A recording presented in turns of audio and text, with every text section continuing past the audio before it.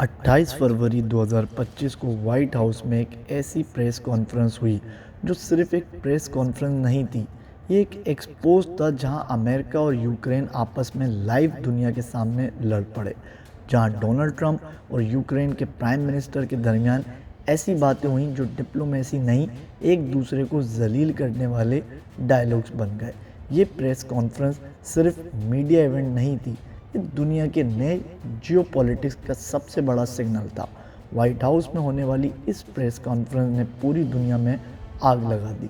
इस कॉन्फ्रेंस में ऐसे सच एक्सपोज हुए जो मीडिया में कभी पहले नहीं दिखाए गए।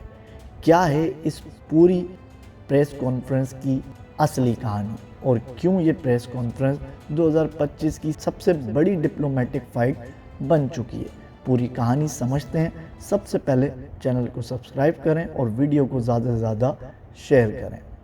1991 में यूएसएसआर रशिया टूट गया और यूक्रेन एक आज़ाद मुल्क बन गया।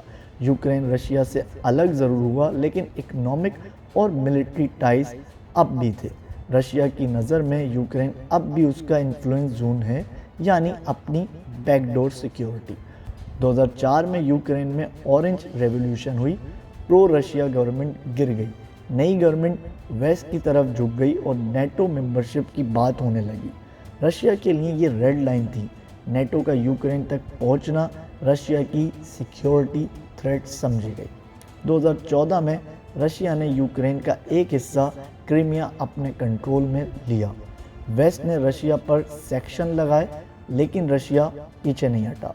कुछ अरसे बाद ईस्टर्न यूक्रेन में रशिया बैक रेबल्स और यूक्रेन आर्मी के दरमियान जंग छिड़ी। रशिया चाहता है यूक्रेन न्यूट्रल रहे और यूक्रेन वेस्ट का पार्ट बनना चाहता है। यही कॉन्फ्लिक्ट 2022 तक गर्म होता है, जब फुल स्केल इन्वेजन हुई।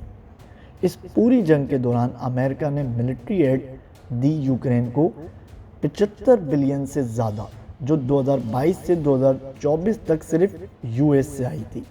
इसमें 6 मिलियन यूक्रेन रेफ्यूजीज यूरोप में हैं और इकोनॉमिक डैमेज यूक्रेन का जीडीपी 30% से ज़्यादा डाउन जब से वार शुरू हुई। 300,000 रशियन कैजुअलिटीज़ हुई वेस्टर्न सोर्सेज के मुताबिक, और यूरोप में गैस प्राइसेस 50% बढ़ गई 2022 में। अब 28 फरवरी 2025 व्हाइट हाउस वाशिंगटन डीसी, कमरे में तमाम कैमरे सेट थे और दुनिया भर के जर्नलिस्ट रेडी थे, मगर किसी को ये अंदाज़ा नहीं था कि ये प्रेस कॉन्फ्रेंस इतनी अगली और पर्सनल हो जाएगी। स्टार्ट होता है जब ट्रंप सीधा यूक्रेन के प्राइम मिनिस्टर से कहते हैं, आज तक जितना पैसा और वेपन्स हमने दिए, क्या कभी आपने प्रॉपरली थैंक्स कहा? पीएम यूक्रेन थोड़ा शॉक हुए और कहते हैं, मैंने हर प्लेटफॉर्म पर अमेरिका का शुक्रिया अदा किया है, जो बाइडेन प्रेसिडेंट थे तब भी और आपके टेन्योर में भी। ट्रंप फुल सरकास्टिक टोन में, मुझे नहीं लगता आप सिंसियर हैं, आप सिर्फ कार्ड्स प्ले कर रहे हैं और फ्रैंकली आपके पास कोई कार्ड्स नहीं है। यूक्रेन प्राइम मिनिस्टर एंग्री हो गए, अगर कार्ड्स नहीं हैं तो रशिया क्यों 2 साल से हमारी टेरिटरी में फंसा हुआ है? फिर वाइस प्रेसिडेंट ने बोला, जो ट्रंप के साथ बैठे थे, आप सिर्फ अपने शुक्रिया के लफ्ज़ पे कॉन्सेंट्रेट करें, हमने $1 ट्रिलियन दिए हैं और आज आप हमें थैंक यू प्रॉपर नहीं कह रहे। ये सुनकर यूक्रेन के पीएम ने बोला, ये कोई बच्चों वाली डिप्लोमेसी है, हम आपकी तरफ हाथ फैला के नहीं आए थे, आपने खुद कहा था वी स्टैंड विद यूक्रेन, अब आप कह रहे हैं नो थैंक यू नहीं बोला। इस वक्त यूक्रेन की एम्बेसडर जो प्रेस कॉन्फ्रेंस हॉल में साइड में बैठी थी, उन्होंने लिटरली अपना सर पकड़ लिया और कैमरे ने उनका रिएक्शन कैप्चर कर लिया, जो वायरल मोमेंट बन गया। ट्रंप फिर बम फेंकता है, आप कहते हो आपके पास कार्ड्स हैं, लेकिन सच ये है कि आपका एक भी कार्ड काम का नहीं है। रशिया से डील करने का टाइम आ गया है। प्रेस कॉन्फ्रेंस में बहुत सी वो बातें हुई जो आम आवाम के लिए हैरान कुन थी, पर जो डिप्लोमेट हैं वो जानते हैं ये सब बातें बैक स्टेज चलती हैं, पर यहाँ खुलेआम हो रही थी। और यकीनी तौर पर रशिया में पुतिन इस प्रेस कॉन्फ्रेंस को बहुत ज़्यादा एंजॉय कर रहा होगा। ये प्रेस कॉन्फ्रेंस मुकम्मिल होती है, खाना तैयार था, पर यूक्रेन के पीएम को कह दिया गया आप व्हाइट हाउस से जा सकते हैं। यूक्रेन के पीएम बिना कुछ खाए ही व्हाइट हाउस से चले गए। इस प्रेस कॉन्फ्रेंस के बाद यूरोप के लीडर्स खुलेआम यूक्रेन के साथ खड़े हो गए और कहा कि हम अपने नेटो पार्टनर को अकेला नहीं छोड़ेंगे। रशिया ने कहा अमेरिका की बेइज्जती हमारे हाथ से नहीं यूक्रेन के हाथ से हुई है। ये सबसे बड़ा डिप्लोमेटिक डिजास्टर है यूएस के लिए। चाइना ने ऑफिशियली बोला अब वर्ल्ड ऑर्डर शिफ्ट हो रहा है और इस प्रेस कॉन्फ्रेंस ने क्लियर कर दिया कि ग्लोबल साउथ को नए अलायंसेस ढूंढने चाहिए। इसके बाद से अमेरिका मीडिया दो हिस्सों में डिवाइड हो गया। CNN,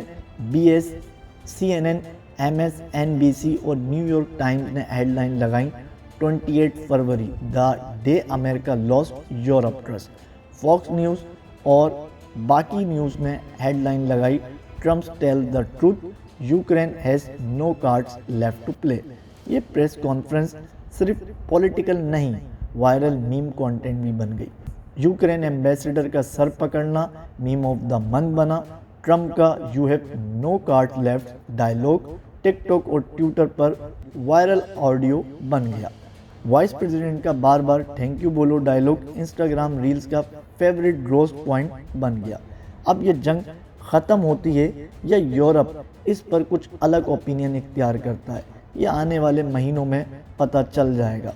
पर इससे ये जाहिर है ट्रम्प इंतज़ामिया नहीं चाहती ये जंग और चले, और इससे ये बात भी साबित हुई बैकडोर यूएसए और रशिया में बात चल रही है।